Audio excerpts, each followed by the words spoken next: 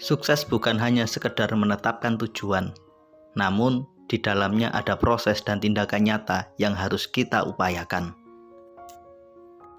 Assalamualaikum sahabat Ruang Belajar, selamat datang kembali di channel kami Ruang Belajar. Semoga sehat selalu.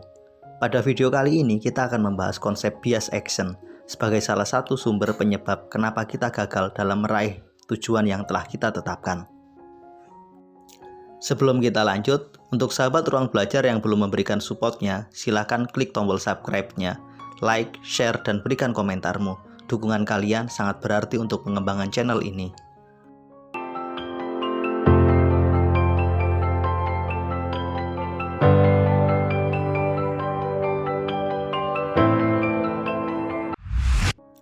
Sukses itu bukan sekedar menetapkan tujuan, namun kita harus berproses, bertindak, melakukan aktivitas nyata untuk meraih tujuan yang telah kita tetapkan.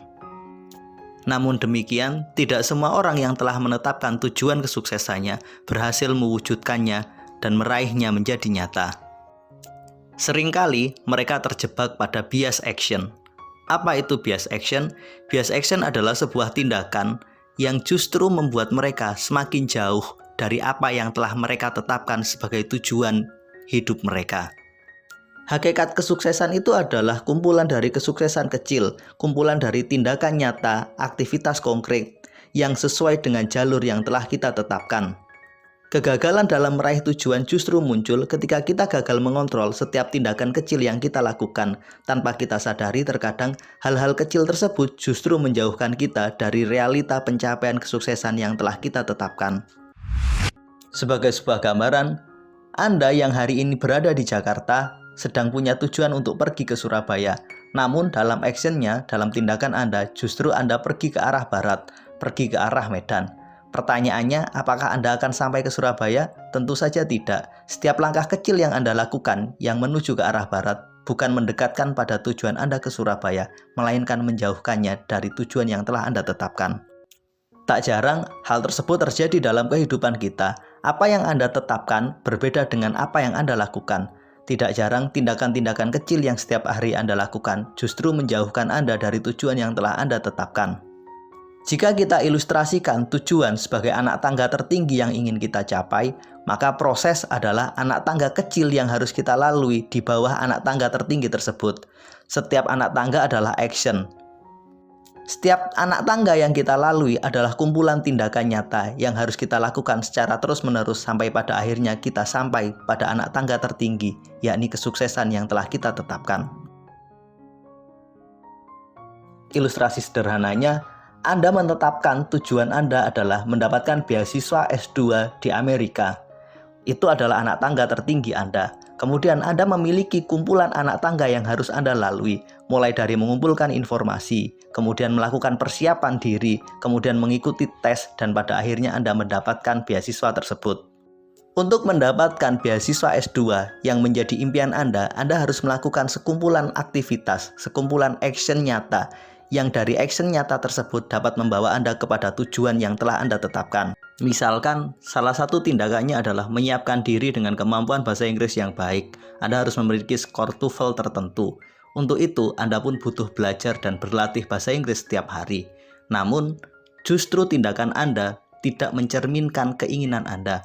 Anda sibuk bermain game, Anda sibuk nongkrong ke sana kemari, akhirnya tujuan yang ingin Anda capai, Anda lupakan. Inilah konsep bias action. Apa yang Anda tetapkan sebagai tujuan, justru diwujudkan dengan tindakan yang berbeda. Tujuan Anda belajar bahasa Inggris, tapi tindakan Anda adalah nongkrong dan main game.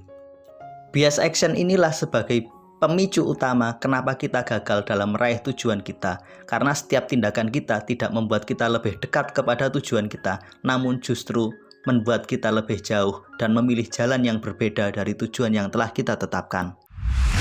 Apa yang menjadi penyebab bias action tersebut? Lantas bagaimana cara mengatasinya? Salah satu penyebab utama kenapa kita mengalami bias action adalah karena kita mengalami kegagalan dalam menetapkan prioritas tindakan. Kita sulit mengontrol waktu dan kita sulit mengontrol tindakan kita. Tanpa kita sadari, waktu berlalu terlalu cepat dengan aktivitas dan tindakan yang membuat kita tidak semakin dekat dengan tujuan, namun semakin jauh dengan apa yang ingin kita capai. Bagaimana cara mengatasi ketidakmampuan kita dalam menentukan prioritas tersebut agar kita tidak senantiasa terjebak pada bias action? Ada dua cara sederhana yang dapat kita lakukan untuk mengatasi bias action yang sering kita lakukan.